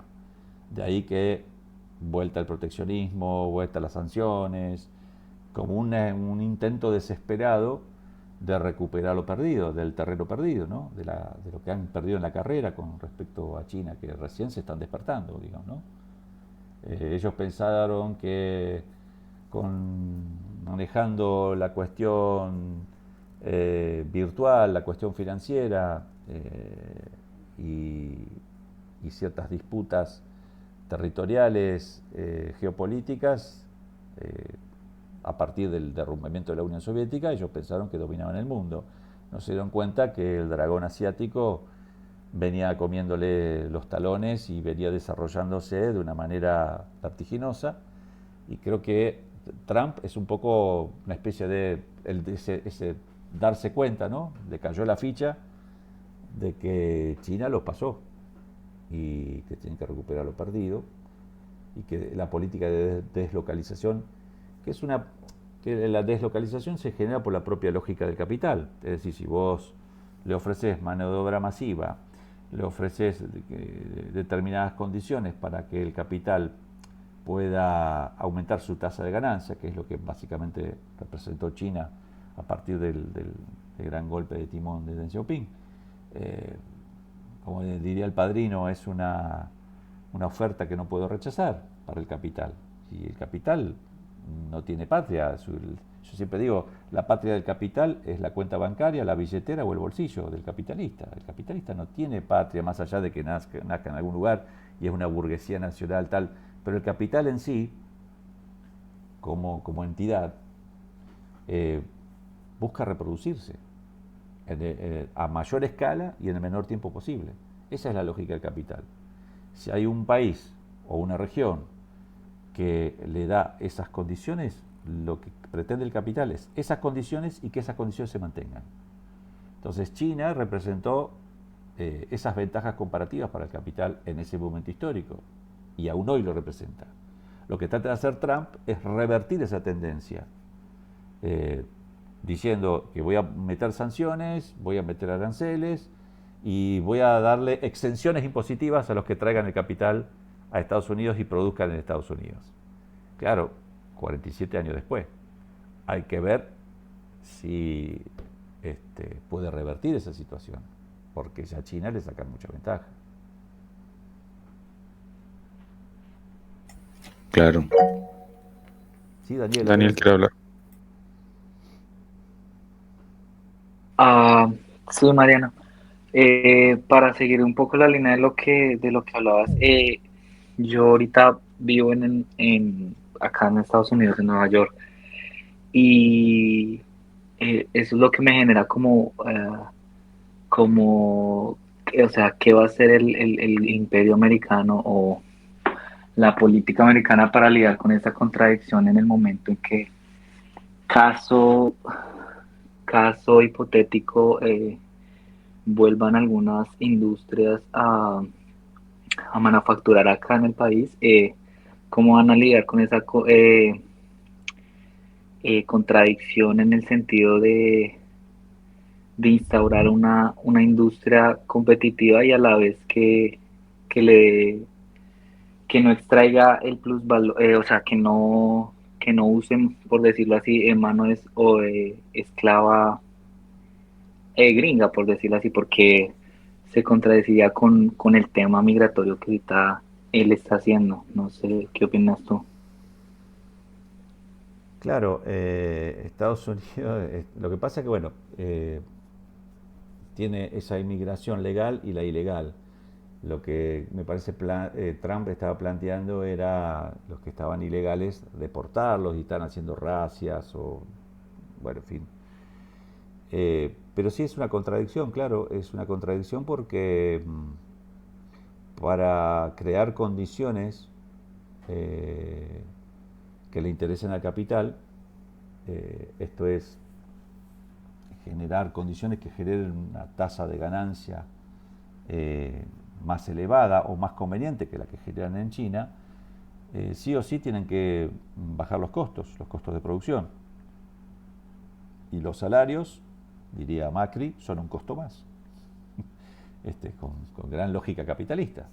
Entonces, ¿cómo maneja esa contradicción de mejorarle la vida a los trabajadores norteamericanos y teniendo que lidiar con los costos norteamericanos, que son precisamente los trabajadores norteamericanos? Y cómo lidia a partir de desembarazarse de los migrantes hispanos, que en general son mano de obra barata, porque está estratificada, digamos, también la clase trabajadora en Estados Unidos. Se sabe que el capitalismo se abusa de las condiciones a veces de desventaja que tienen los inmigrantes. Por eso, por un lado, de manera hipócrita, dice que va a deportar a todos los inmigrantes, pero por otro lado necesita de esos inmigrantes como mano de obra barata. ¿Cómo hacer para mantener? Bueno, yo lo que creo que, como decimos acá en Argentina, es fulbito para la tribuna, ¿no? Es como decir, un poco de circo para, para su electorado, es parte de su marketing electoral, pero sí o sí va a tener que mantener, y es más, va a tener que importar seguramente, van a generar planes de inmigración selectiva seguramente, todo lo que, bueno, ya ahí tiene la contradicción con Elon Musk. Elon Musk le planteaba traer ingenieros hindúes, gente que está altamente capacitada y sobrecalificada y que a lo mejor puede cobrar la mitad de un ingeniero norteamericano para desarrollar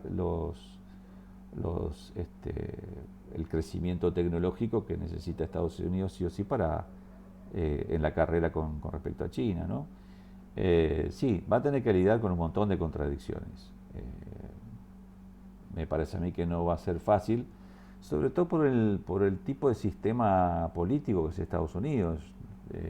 Si bien hay un deep state, hay un estado profundo que generalmente piensa políticas estratégicas, no es lo mismo que el Partido Comunista de China, que tiene una homogeneidad y una recurrencia en el tiempo y una estabilidad y una proyección a largo alcance de sus políticas. En Estados Unidos van también a los bandazos, ¿no? Como desde Biden pasan a Trump, generan una guerra, después la tienen que terminar.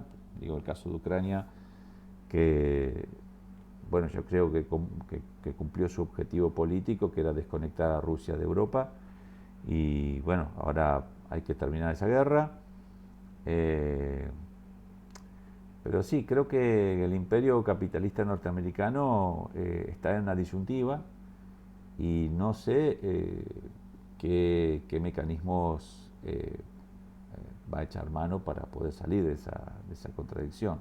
Y en eso, sí, lo que vos estás planteando, Daniel, es crucial. Esta cuestión de la inmigración, yo creo que también van a hacer una selección de la inmigración. Va a ser una inmigración selectiva, van a seguir alentando la inmigración, una inmigración que va a ser de tipo calificada, porque la necesitan, y van a tener contradicciones con su propia clase trabajadora, sí, por supuesto, porque a ver cómo le hacen para competir a los chinos si no le bajan los costos. Va a estar interesante.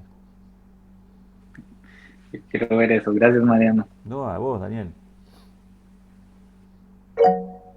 Sí, Olman, adelante.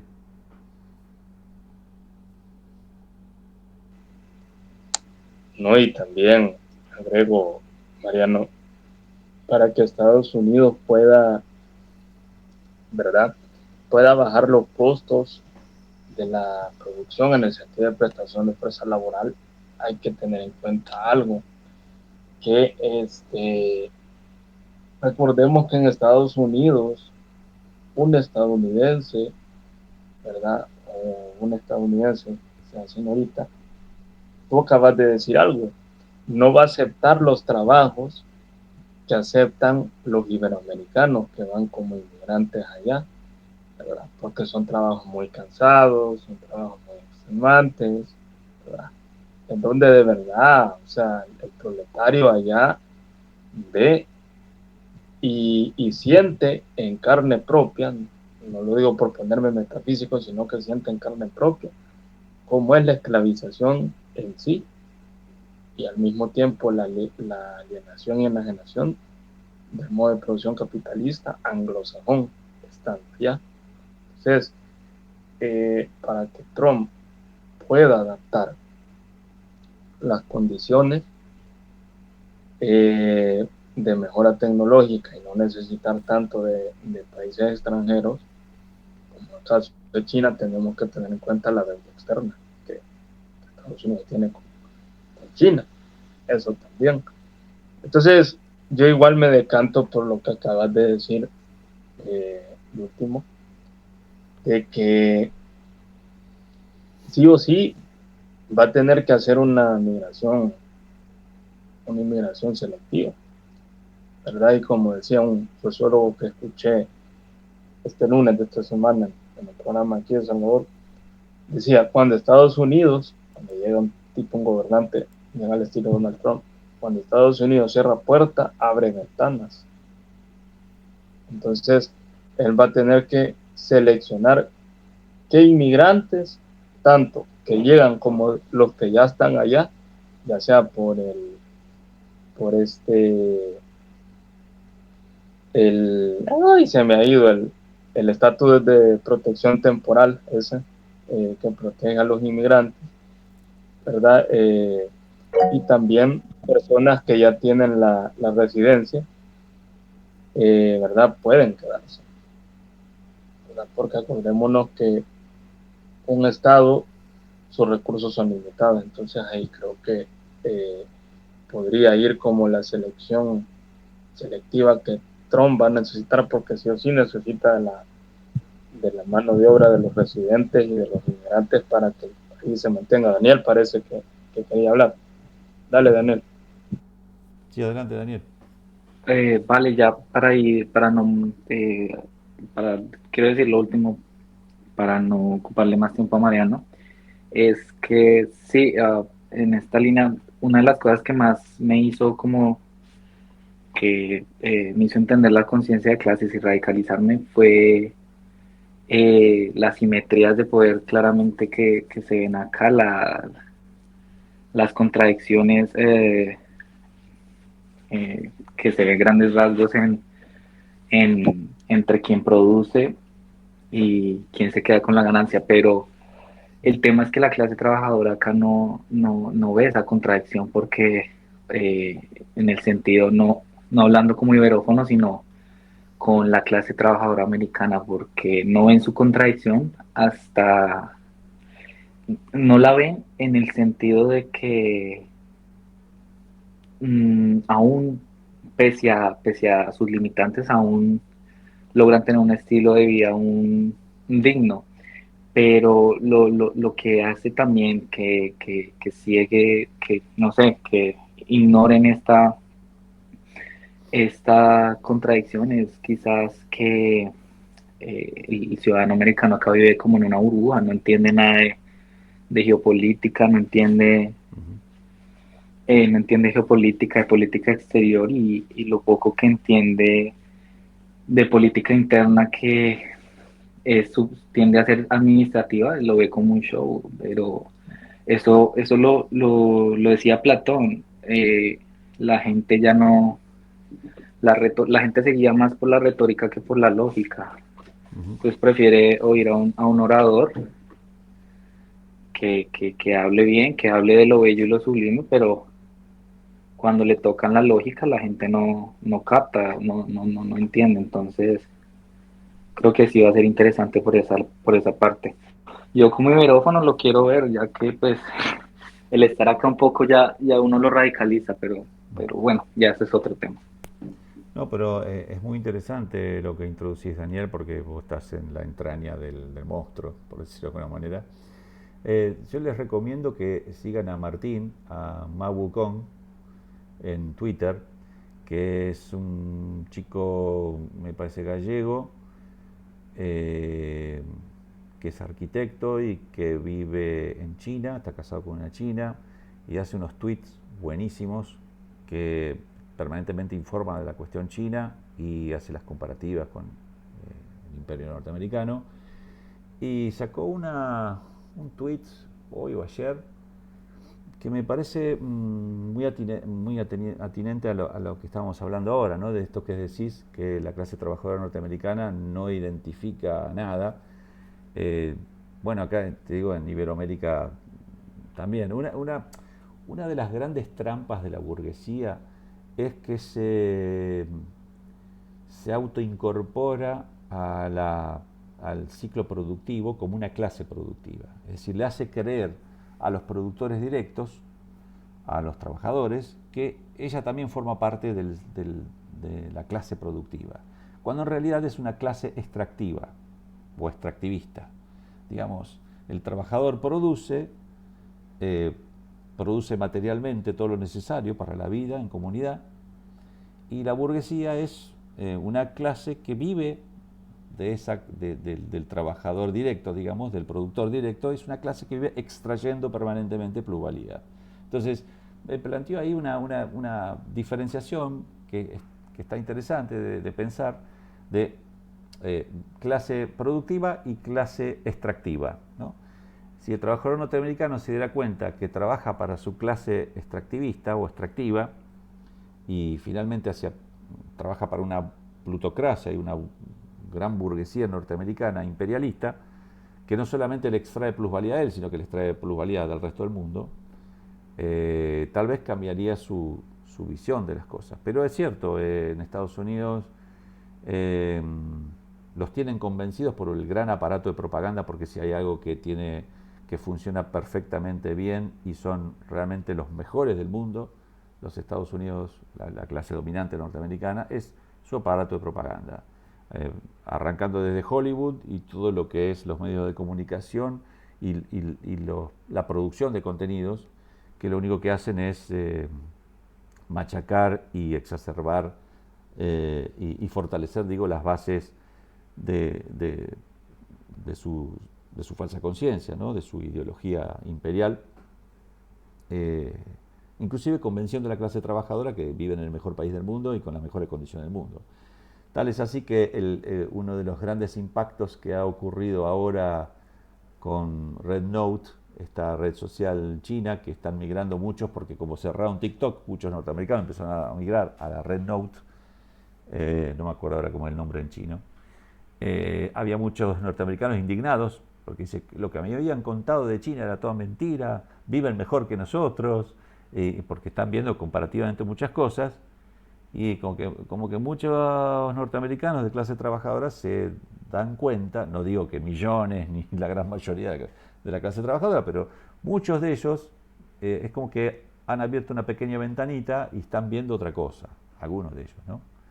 Si se pudiera generar esas brechas por donde entre esos entresijos, en donde la clase trabajadora norteamericana pudiera ver realmente su situación real, bueno, sería un golazo desde el punto de vista de la insubordinación ideológico-cultural, ¿no? De su propia clase trabajadora, sobre todo de la clase trabajadora hispana que está dentro de Estados Unidos, que también tuviese ese despertar que genera esa insubordinación ideológico-cultural.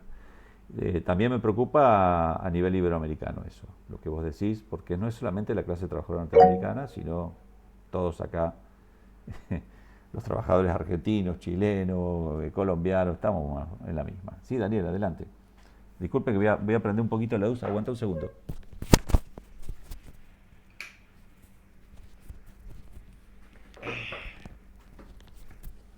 No, sí, Mariano, solo quería hacer un acote ahí, un pequeño, no sé, quería pronunciarme ahí, solo decir Matiz, que un matiz. un matiz, un pequeño matiz que en el lenguaje nomás acá estamos tan subordinados que tenemos todavía la idea de que hay que ver hacia un norte. Y eso acá incluso lo veo mucho, yo hablo con muchos hispanos, iberófonos y inconscientemente caemos mucho en eso de ver hacia un norte, como si, no sé, desde ahí parte, entonces es muy difícil uno hablar ese tipo de cosas, pero de cosas así, pero lo que tú dices es yo creo que la materialidad se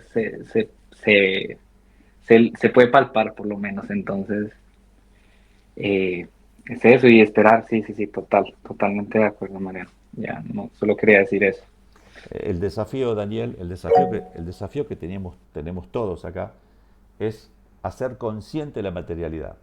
Porque yo siempre digo, no es lo mismo la materialidad en sí que tener la conciencia de esa materialidad. Es decir, uno puede vivir mal, pero no entender por qué vive mal. Ahí está, digamos, el pasaje, ¿no? Del estar, ¿no? De una manera y de comprender por qué se está de esa manera. Sí, Olman. No, no, y qué bueno que aquí el camarada Daniel, como tú lo dijiste, Mariano, está en la entraña del mismo monstruo. Y ahí podemos ver con la experiencia que él tiene.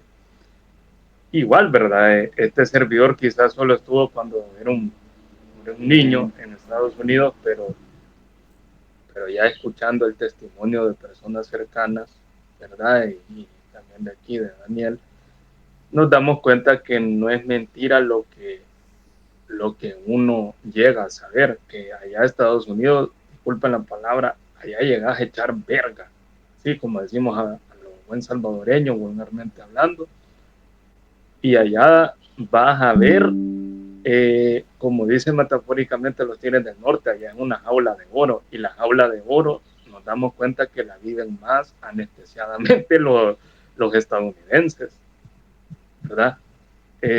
Porque los iberoamericanos sí, ¿verdad? O sea, unos van conscientes de lo que van, es cierto, y ahí puede corregirme Daniel también, y tú, hay cierto nivel de desesperación, porque recordemos que ir a Estados Unidos de manera foránea lo impulsa la misma desesperación, las circunstancias, las condiciones materiales en las que los iberoamericanos nos encontramos en cada territorio particular.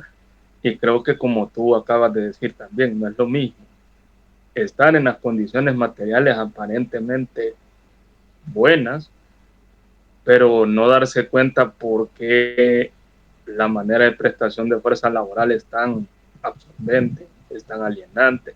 Y otra cosa, sí, es tener ciertas condiciones materiales buenas, pero te das cuenta que la realidad misma es bien contradictoria, porque a veces puedes ser consciente teniendo quizás no las condiciones materiales idóneas, y eso te impulsa a radicalizarte más.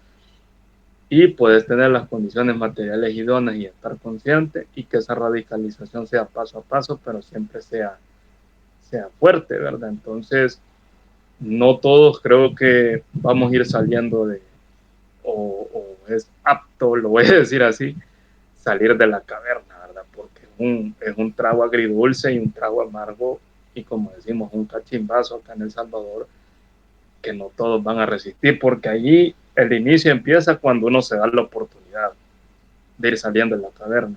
Y no necesariamente, agrego acá, tenemos que traernos con patatas el decir, es que no has tenido necesidad y no sabes qué se siente. Momento. O sea, no hay que romantizar el decir de la tempestad, por así decirlo, para que sepamos que estar en esta realidad material, estar en el modo de producción capitalista, y más en la entraña del monstruo, es bien nocivo a la larga, es bien nocivo, aunque sí se puede mejorar la vida material de las personas que van allá, pero, ¿verdad?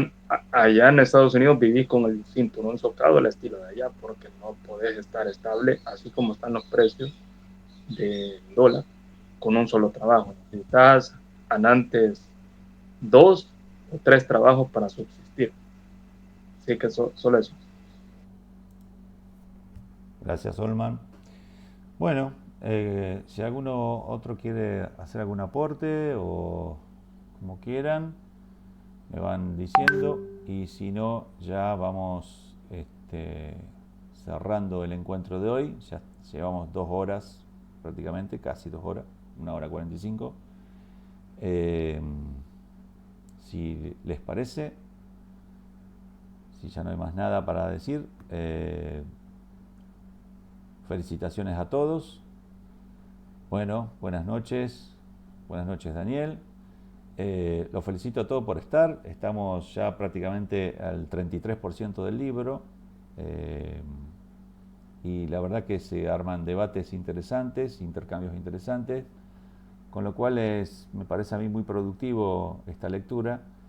Y nada, les quiero agradecer por estar, porque la idea es, si podemos tener un registro de este libro completo y subirlo con todos los capítulos y todas las preguntas que tenemos, a YouTube, yo creo que no es solamente un aporte para nosotros, sino que es un aporte nuestro hacia un montón de otros camaradas y compañeros que después pueden revisitar el taller y escucharlo, ¿no? Tipo podcast o en algún momento por YouTube. Así que nada, agradecerles que siempre están ahí, que son de fierro, y si todo lo permite, que nos encontremos el próximo sábado, ¿sí? Así que bueno, nada, un abrazo grande a todos y gracias por estar. Nuevamente gracias por estar.